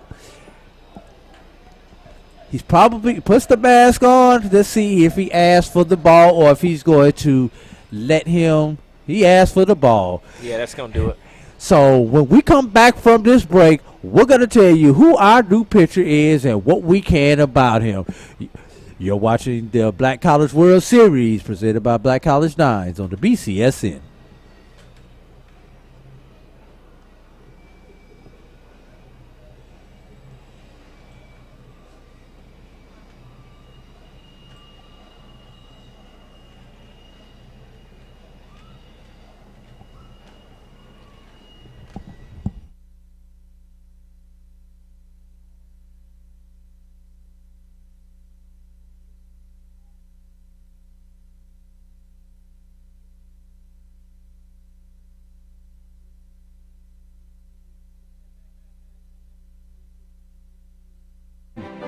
We're investing in the stock market. We're buying rental properties. We're starting businesses. And when you're looking for a financial advisor to help you build wealth, choose one you can trust. Choose Wilson Wealth. Devin Shaw in now for the Tuskegee Golden Tigers. Shaw comes in. No record on the season. He has a couple of appearances there. Swinging a long one, y'all. That one might get out of it. It has a chance. And it's into the bleachers. Home run. Chris O'Neal goes yard. That gives Lane a 10-0 7-0 lead right there.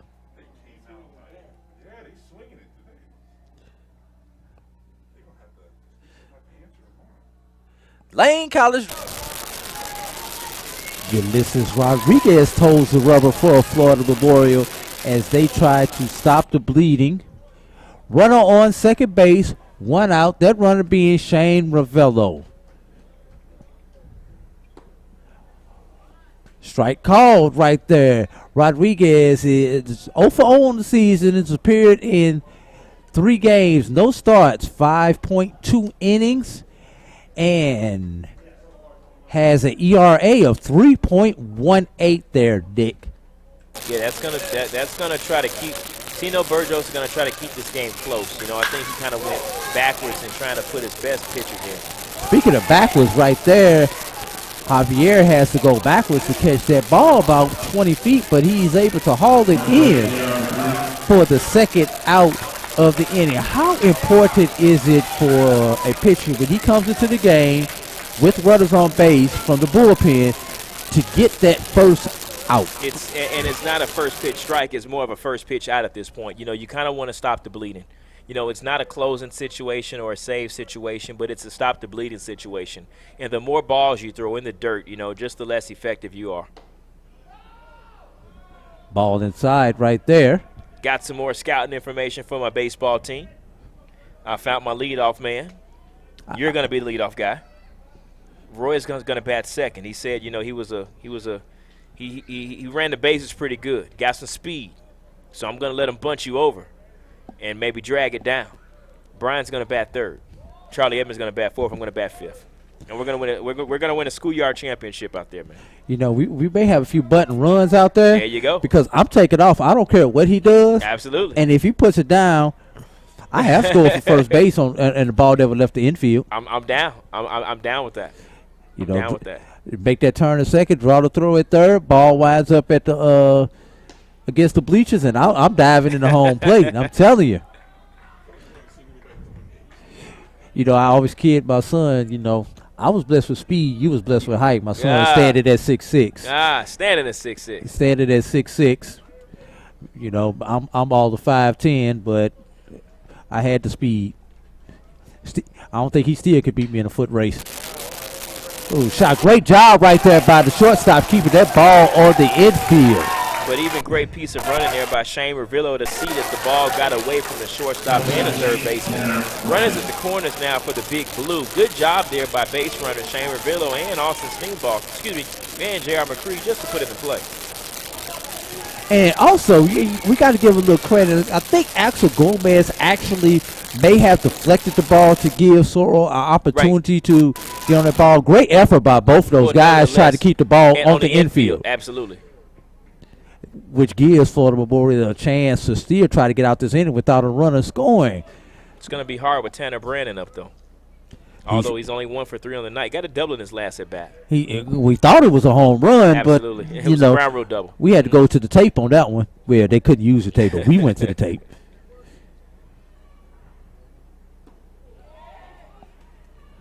2 strikes to Brandon. Now it's time for him to take that 2-strike approach on the 84-mile-an-hour fastball right there. Runner goes. That's a shot. That's going to be into the gap, y'all. That might get to the wall. It does. 1 hops to the wall. 2 runs have scored. Brandon puts on the brakes, dives back into second base. And that'll keep the rally going there for the Big Blue of Bluefield State. Great job there by Tanner Brandon, showing some of his warning track power that he showed at the home run derby last night. Good piece of hitting there, and even better piece of base running by Junior McCree, who scored from first base. He was running on the pitch, got a chance to bring that run in and extend the lead to 10-3. You know, I was joking about WTP warning track power, but if you have warning track power to where nobody is at, that's always a good thing. Oh, it's a great thing. Yeah. Now, if you get too much air under the ball, then it's not so good. You know, Nick, there's also something we need to pay attention to as we're here in the bottom of the 7th inning as Kevon Moxie. 10-run rule? That's exactly where I was going with that. We're dangerously close to the 10-run rule. And I know I said you kind of play to win here if you're Coach Tino Burgos, But if you give up 3 right here, the game is over. I take that. You don't want to keep going into your bullpen. He's probably pitching at the bottom of his bullpen right now. If he gives up 3 runs, the game is over. Ground ball to third base. Throw over, and the bleeding has finally stopped. After 7 complete.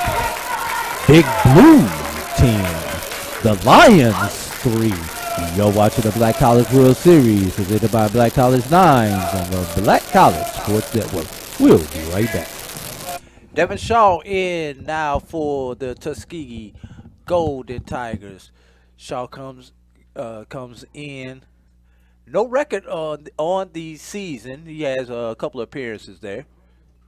Swinging a long one, y'all. That one might get out of it. It has a chance. And it's into the bleachers.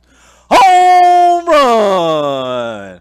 Chris O'Neal goes yard. That gives Lane a 10-0 lead right there.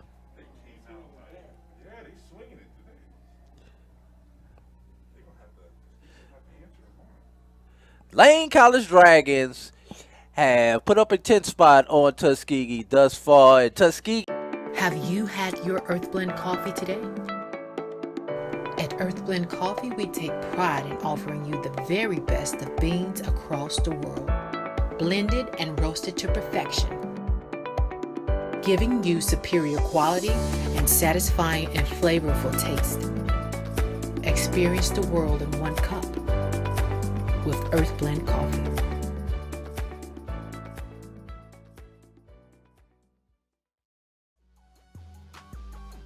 This is the Dean of the College of HBCU Sports, Kenyatta Cavill of Dr. Cavill's Inside the HBCU Sports Lab with Mike Washington and Charles Bishop. Come mix it up in the lab where the course lecture is in session. We're back here at Riverwalk Stadium here in Miami Gardens, Florida. Lord Jesus, we're talking about Florida, my boy who is from Miami Gardens, Florida, but we're in Montgomery, Alabama. We sure are. And I'm going to ask my producer, Roy, to step back over to the close to the microphone where I can hear him at least. Roy was telling me about some exciting thing down there at Florida Memorials or something with beach volleyball. If he could whisper it to me, I will go ahead and let everybody know. That's a shot down the third base line. It is foul. Well, we just want to send a special shout out and congratulations to Coach Marita Crockett of Florida Memorial, who's their volleyball coach, and of course she is a Rattler of Florida A&M. No, well, she's actually the beach volleyball coach and the volleyball coach of both sports. And Florida Memorial is the only HBCU with a beach volleyball program in the country. With that being said, they won the Sun Conference this year, and she is hosting on May 16th, it's a Sunday, an invitational that they're inviting HBCU teams from all over the country to come out and see what it's like to have a beach volleyball program and possibly get more HBCUs engaged in that process as a new sport. It's something that, one, I'm sure will help volleyball athletes stay in shape as you go throughout the year. And they can give, 2 different seasons. Of course, regular volleyball is in the fall and beach volleyball is the spring sport. But again, congratulations. They're the only HBCU in the country, and they won the Sun Conference this year. So she's doing great things down there at FMU. Of course, she is a former champion. Her first season there, they went in and won the volleyball championship in the Sun Conference and doing some good things. So, her and I are going to be talking. We're looking at kicking off a volleyball tournament kickoff at the beginning of a season with the HBCUs. And you know what? That may be something that we're going to be talking about because we're going to be looking at being back here in Montgomery Labor Day weekend. There's a whole bunch of HBCU football going on that weekend here, and who knows, we may be bringing some beach volleyball with us or volleyball with us to do some different things. Looking forward to working with the folks in Montgomery. Well, if they want to put some sand inside of the Crampton Bowl complex, which is adjacent to the old football stadium where Alabama State used to play at, then by all means do it. Yeah, but, and I'm a fan of, playing 2 sports at once or, kind of combining sports. And, making a good atmosphere. And you're talking about beach volleyball. It's one of those sports that you obviously want to be at the beach to play, but I think Florida Memorial may be in a good spot because of in proximity it is to the beach, and right there over in Miami Gardens, Florida, so shouts out to the Florida Memorial team and doing what they do on the beach volleyball court. That's a single into left field as Florida Memorial tries to get something going. I guess we need to continue the Florida Memorial discussion if you're a Florida Memorial fan, because they've got something started. And also, Roy mentioned that they won the conference in beach volleyball and I believe regular volleyball. Let's be real. For Florida Memorial to win anything in that Sun Conference that is competitive in every sport, congratulations to Florida Memorial. Now, who led off this inning? I had Jose Sanchez leading off this inning. Yes. Then Javier just got on. All right. And what did Sorrell do in his last at bat? I thought I had Axel Gomez strike. I must have missed a batter, but I thought I had Axel Gomez ending that last inning. But who struck out? Was that Carson Sorrell struck out? Wrong team. Visitor. Yeah, Carson Sorrell struck out. Got it. Okay, now I got it. All right. As we try to keep our score sheets going up here. We try to keep them independent of each other in case somebody messes something up, so that we can go back and keep each other back. Man, you got my mind mesmerized all over the place. I was thinking about my beach days back in Miami Beach on my birthday, man. and something else, it's great to see HBCUs. Whoa, that was a little bit of chin music right there. 1 ball, 2 strikes your count. Now, beach volleyball is sanctioned officially by the NAIA. Absolutely. On the NCAA level, it would be a club sport as of right now. Right. But tell you something I would love to see more of our HBCUs doing. Soccer. Yeah, I think Howard is the only one that has a men's soccer team. Men's soccer. I think they're the only one with a men's soccer. I think it's a couple of them out there with a men's soccer team, but I know Howard does have the men's soccer Morehouse, team. Morehouse got one? Okay, well, I don't know if they still do. I know they did at one point in time. Okay, yeah. Yeah. And did you see, I believe it's Hampton. Tennessee State is getting ready to add ice hockey? Well, I did. I saw them thinking about that. That's a shot. Third, second. It's going to beat that out. Not close at first. 5-4 on the fielder's choice right there. Well, I also saw, a couple of years ago it was broadcast on ESPN. If you remember, Hampton played the first lacrosse game. Hampton had the men's lacrosse team. So I thought that was a step in the right direction towards, certain sports as well. Look, anything that we could do to increase enrollment. Absolutely. And especially if they could give out a scholarship or a half a scholarship or a book voucher. Well, we saw what Steph Curry is doing with, golf, and at Howard University, how he kind of brought that program to fruition. And tuition for the kids. Fruition and tuition. Yeah, absolutely, Yeah. But the one thing I do want to tell, all these philanthropists and other things like that balls outside is, SWAC, MEAC, Tennessee State, Hampton. Don't forget about the other 60 HBCUs that play athletics. Absolutely. You've only got 24 at the Division I level.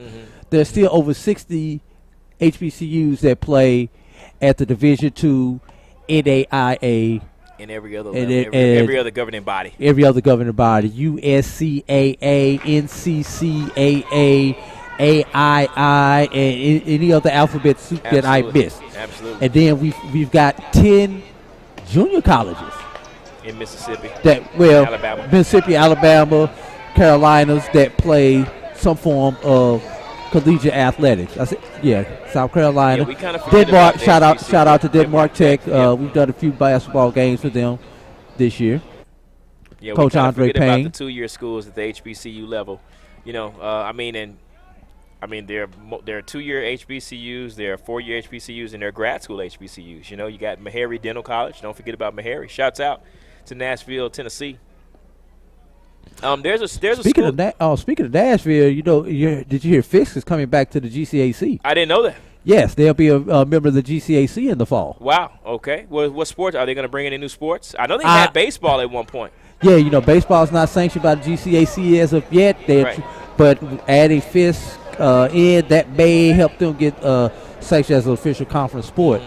With Tougaloo playing baseball. Right. But so much movement going in with the GCAC. Kind of runner goes right there. The hit and run was on. Too bad the ball was foul right there. I like to see a couple of more HBCUs at the NAIA level, you know, kind of add baseball. You know, obviously I'm a baseball guy. You know, there's some HBCUs without, you know, Philander Smith.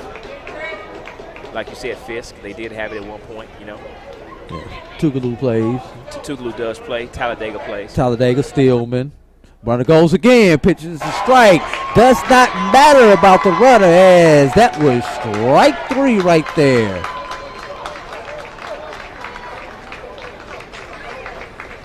Through 7.5 innings. Big Blue 10. The Lions 3. We'll be right back here with the Black College World Series after these messages. This is the Dean of the College of HBCU Sports, Kenyatta Cavill of Dr. Cavill's Inside the HBCU Sports Lab with Mike Washington and Charles Bishop. Come mix it up in the lab where the course lecture is in session every Tuesday from 6 o'clock p.m. Central Standard Time on Facebook Live, YouTube Spreaker, or the BCSN app, as we discuss all things about the HBCU sports culture, including exploring the week that was in the sporting HBCU diaspora, as well as the upcoming week of HBCU sports. With me, the Dean, the College of HBCU Sports, on Dr. Cavill's Inside HBCU Sports Lab with Mike Washington and Charles Bishop. Course lecture dismissed. For 200 years, Montgomery, Alabama has been making history by people who had the courage to stand up for change. Today, this riverfront city has been reborn, embracing the past and looking forward to the future. From the National Memorial for Peace and Justice to the stage of the Alabama Shakespeare Festival, this is where history was and is made. We are proud to call Montgomery home, and together, we can be the change. It's never too early to plant the... I'm Nick Strong. He's A.D. Drew, hanging out up here in the broadcast booth. Riverwalk Stadium is the site. Montgomery, Alabama is the city and the capital of the state of Alabama, where we're at. The Florida Memorial Lions trail the Bluefield State Big Blue by 7, 10-3. Big Blue going to try to put some more runs on the board. They could possibly end it if they score 3.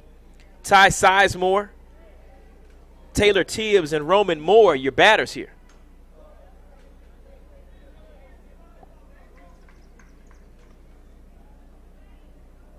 They're actually going to go to a pinch hitter. Nick, why don't you do us a favor and explain the 10-run rule for those who may not be baseball fans that know what that is exactly? So in college baseball, and depending on what governing body you're in, as we just talked about, there's a mercy rule in effect, and it's usually around 10 runs after 7 innings. So if the home team is leading 10 runs or by 10 runs after the 7th inning of play, the game is considered done. So, for example, right now the score is 10-3. It's only a 7-run lead. Bluefield gets 3 runs. It's an automatic 10-run game. That game can be over. You know, so there's a mercy rule in baseball. I'm not sure what other sports have mercy rules. I don't think there is another sport that has a mercy rule out there. Is it, AD? No, not on the college level. Yeah.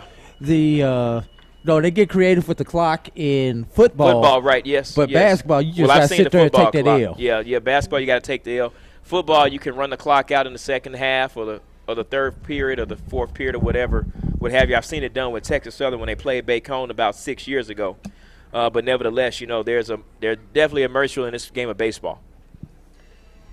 With that last out, the pinch hitter, number 28, I can't find his name, 28 pinch hit for Sizemore. So let's do that. And he flied out to the left fielder, which is F7. Now up to bat is the second baseman, Taylor Tibbs. There's a pop fly. First base side has room. And it's into the dugout. And I never understood why kids with gloves run away from the ball in foul territory. I mean, I just no confidence in their fielding position. But when you catch fly balls out there in the park, there are no chairs and bleachers and everything else out there. I get it. Do have to watch out for, like George in the jungle. Watch out for that tree. Watch out for that tree. George of the jungle. Roman Moore will step to the box. On the day, Roman Moore 1 for 4. A strikeout, a single, a fly out on the ground ball to the shortstop. Running at first, Taylor Tibbs on a walk here. And a pickoff over to first base. Coach Tino Burgess still trying to keep him close there. The Gold Rush of Xavier have shown back up. They won another crack at Bluefield State. They'll play Florida Memorial if this score stands in the next contest. I wonder It'll if start 30 minutes after this contest ends. I wonder if they went back to the hotel and caught a quick power nap. You always do. I think you always do. There's a shot to the shortstop rope for Sorrell. Sorrell, 6'4", 3 to the play. Got him. And that in the inning here for the Florida Memorial Lions. 3 up, 3 down. 10-3 your score. Bluefield State lead the Lions of Florida Memorial. We'll be right back. You're watching the Black. It's never too early to plant the seed, to share the tradition, and instill a sense of pride in your HBCU with your little ones. HBCU Pride and Joy Children's Boutique helps you share your school spirit with a wide selection of adorable kids apparel and accessories officially licensed from your favorite HBCU. Visit hbcupridejoy.com and follow us on all social media at HBCU Pride Joy on Facebook and Twitter. The Cuvée Group is a Florida-based marketing and training consulting firm. We help businesses communicate to their target audience and engage them in conversation. We also help to expand their audiences, which will ultimately result in growth for those organizations. In addition to being a certified constant contact specialist, my colleagues and I are also certified in John Maxwell Leadership Principles. We use these proven principles to conduct workshops, training, and private coaching sessions for individuals and companies looking to take things to the next level. Contact us to schedule a free consultation. Issues today, don't delay, call Cuvée. Follow the Black College Sports Network and all of our shows on YouTube.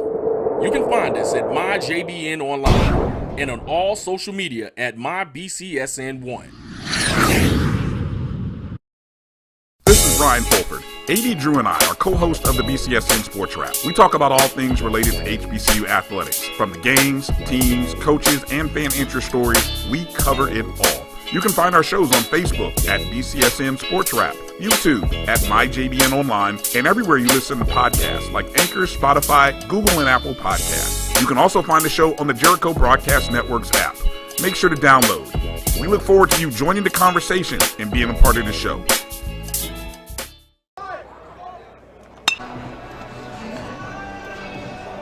Kendrick Mendez tries to come on, and he's in line for the victory. He wants to finish it himself, Nick.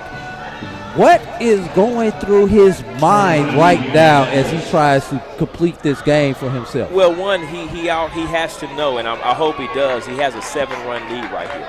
He doesn't have to play around with the hitters. You don't have to be too fancy right here. You just want to make sure the hitters get themselves out. Let's see what he does on the first pitch.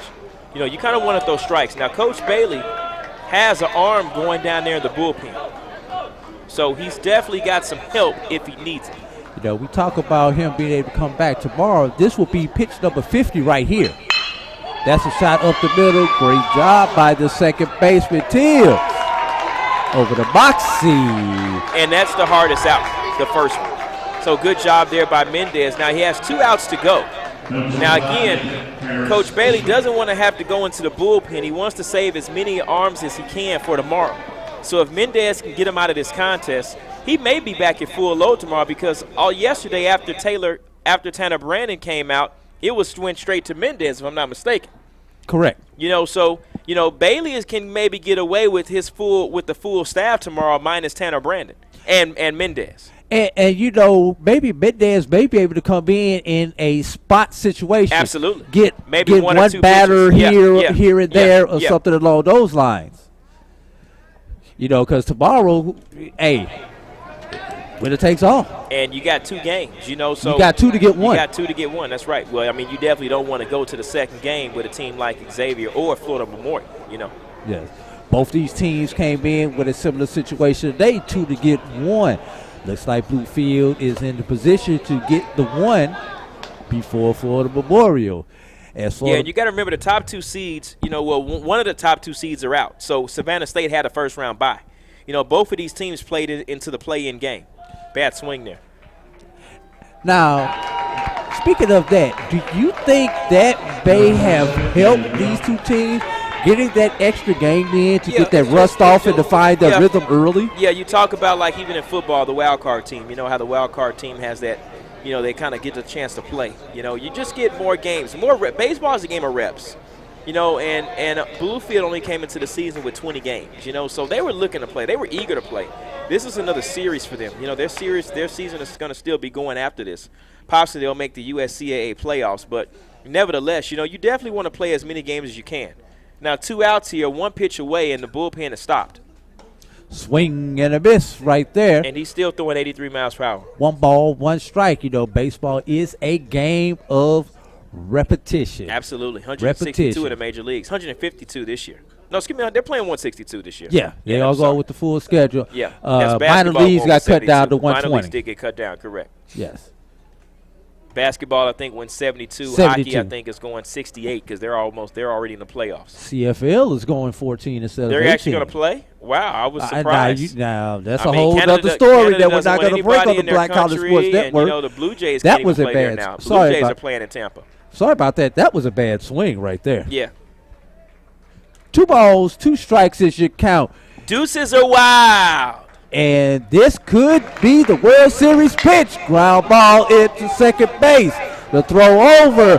Bluefield State advances to the Black College World Series Championship.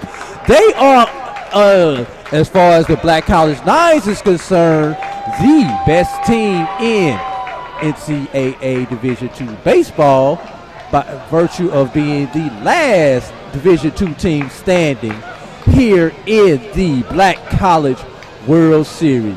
Nick Strong, talk to us. Tell us what's going through your head and the heads of these players. Well, I think on the Bluefield side, they're just happy they got the win. They were able to put up the 3 spot early on, but it was the 4 spot and the 3 spot after that, the 2 crooked numbers, that got them a little bit more momentum. One thing that I saw tonight, they pitched. Coach, as we talked about earlier, Coach went to the bullpen early there. As I told you, Coach wanted to win this ball game tonight. He didn't want to have to play out of the loser's bracket. And with that being said, the Bluefield, Big Blue, they came to hit tonight. They hit the ball really good. They ran the bases pretty good. They didn't have many base running errors, and they were able to score runs. They were able to move runners over. And I think that's what they did. It's called timely hitting. Timely hitting was what won the game for the Big Blue tonight. All right, and before we get out of here, let's flip the script. Florida Memorial, 30 minutes to come back and still try to get that 1 game. What is Coach Tino down there telling his players right now? Well, it's elimination time. You won your first 2 ball games. Do you really want to lose 2 more right after that?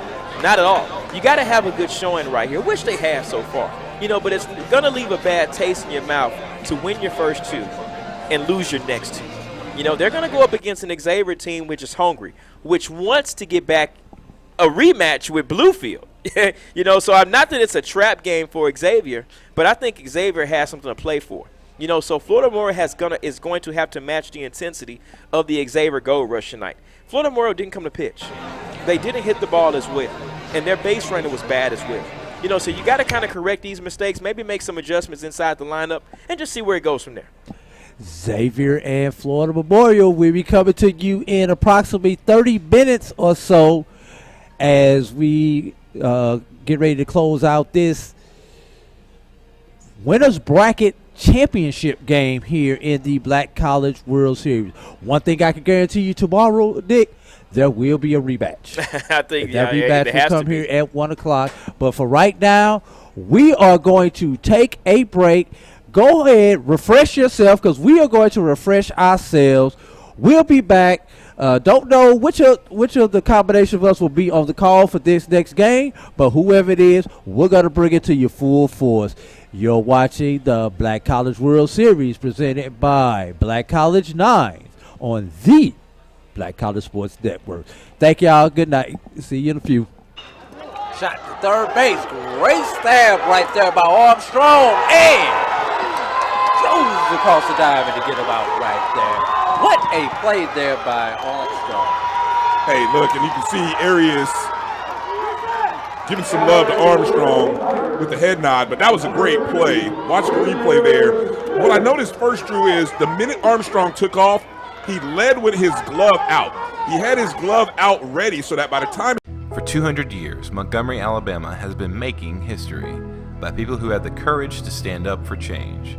Today, this riverfront city has been reborn, embracing the past and looking forward to the future. From the National Memorial for Peace and Justice to the stage of the Alabama Shakespeare Festival, this is where history was and is made. We are proud to call Montgomery home, and together, we can be the change. Since 2002, Empowerment Resources, Inc., a nonprofit